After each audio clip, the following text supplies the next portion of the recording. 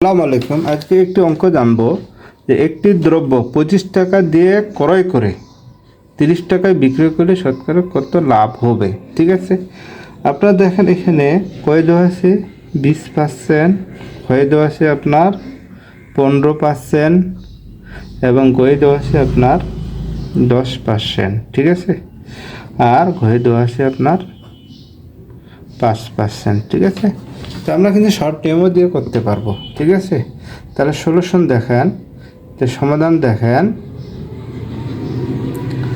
সমাধান S = C 1 + m%।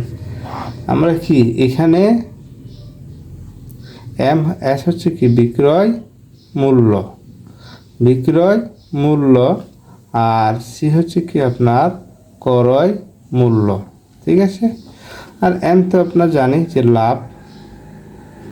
ঠিক আছে, তাহলে এখানে দেখেন যে একটি দ্রব্য 25 টাকা দিয়ে ক্রয় করে, তাহলে এখানে ক্রয়ের মান কত 25 টাকা।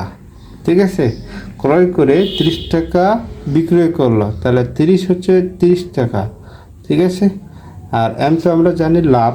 ঠিক আছে, তাহলে হচ্ছে বিক্রয় মূল্য কত 30 টাকা, আর ক্রয় মূল্য হচ্ছে 25 টাকা। তাহলে 1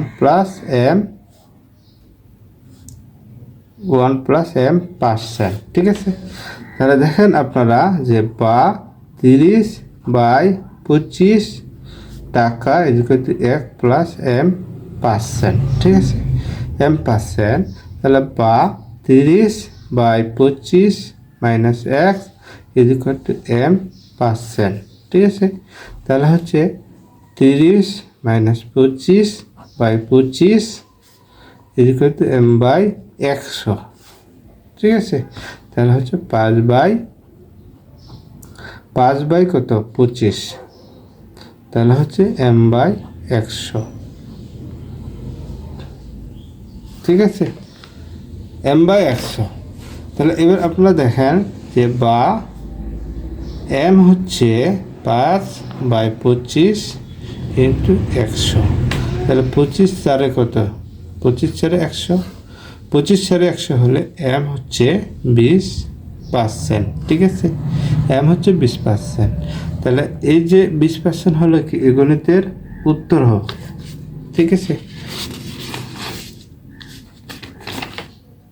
তাহলে এই গণিতের উত্তর কত 20%। ঠিক আছে, তাহলে উত্তর হবে 20%। আমরা কিন্তু এই নিয়মও করতে পারি, আর একটা নিয়মে দিয়ে করতে পারি যে লাভ হচ্ছে কত 30 থেকে -25 টাকা লাভ, তাহলে হচ্ছে 25 টাকা লাভ হয় 5 টাকা, 25 টাকা লাভ হয় 5 টাকা, 1 টাকায় এবং 100 টাকায়। এটা দিয়ে আমরা এই গণিতের সমাধান করতে পারবো। ঠিক আছে, কিন্তু এই গণিতটা যদি এটাও দিয়ে করতে পারবো।